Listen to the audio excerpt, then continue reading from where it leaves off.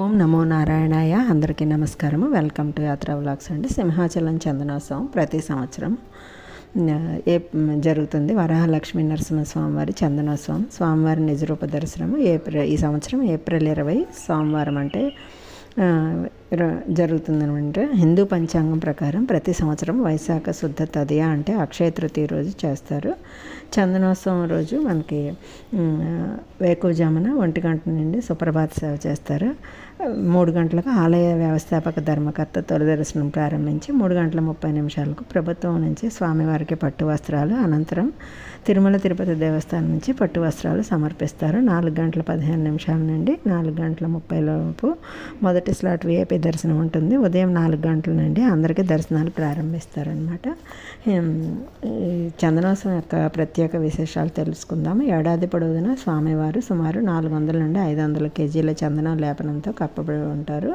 ఈ ఒక్కరోజు మాత్రమే చందనం తొలగించి స్వామివారి నిజరూప దర్శనం మనకి లభిస్తుంది. స్వామివారి ముఖం వరాహం, సింహం తోక, మనిషి శరీరంతో కూడిన వరాహ లక్ష్మీ నరసింహస్వామిగా కొలువై ఉంటారు. నిజరూప దర్శనం పూర్తయిన తర్వాత అదే రోజు రాత్రి మరలా చందనం సమర్పిస్తారు. స్వామివారిపై ఏడాది పొడవునా ఉండే శ్రీగంధం వేయటం అత్యంత నైపుణ్యంతో కూడిన పని.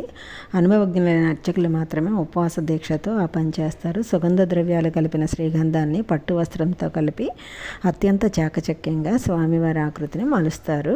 స్వామివారికి చందనం 4 విడతలుగా సమర్పిస్తారు. చందనం యాత్ర తర్వాత మొదటి విడతగా 3 అడుగులు అంటే 3 మడుగులు అంటే 125 కిలోలు సమర్పిస్తారు. తర్వాత వరుసగా 3 పున్నములు అంటే వైశాఖ, జ్యేష్ఠ, ఆషాఢ మాసంలో వచ్చే పున్నములలో 3 మడుగులు చొప్పున శ్రీగంధం వేస్తారు.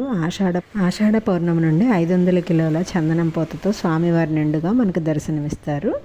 ఏప్రిల్ 16 నైట్ మత్స్యకారులు సింహాచలంలో గ్రామాల నుండి వచ్చి ఆ రోజు గంధం అమావాస్య కారణంగా రాత్రి భజనలు, కీర్తనలు చేసి రాత్రంతా జాగరణ చేసిన తర్వాత పొద్దున్నే పుష్కరిణిలో స్నానం చేసి స్వామివారి దర్శనానికి వెళ్తారు. స్వామివారికి సమర్పించే చందనము ఎలా సేకరిస్తారో మనం చూద్దాం. గంధాన్ని ఎలా తయారు చేస్తారంటే, సింహాచలానికి సమర్పించే గంధం కొరకు దేవస్థానం చందనం మేలు రకమైన జాజి, పోకల్, వన్ చెక్కలను కేరళ, తమిళనాడు రాష్ట్రాల నుంచి కొనుగోలు చేస్తారు.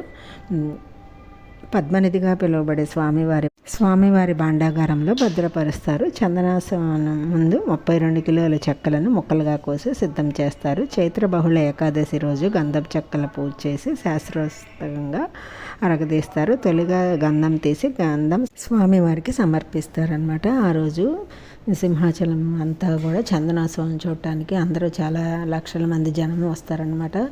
ఆలయ దేవస్థానం అన్ని ఏర్పాట్లు కూడా చేస్తారు. ఈసారి చందనోత్సవానికి మీరు కూడా వెళ్తే నిజరూప దర్శనం లభిస్తుంది స్వామివారికి. ఓం నమో నరసింహాయ నమః.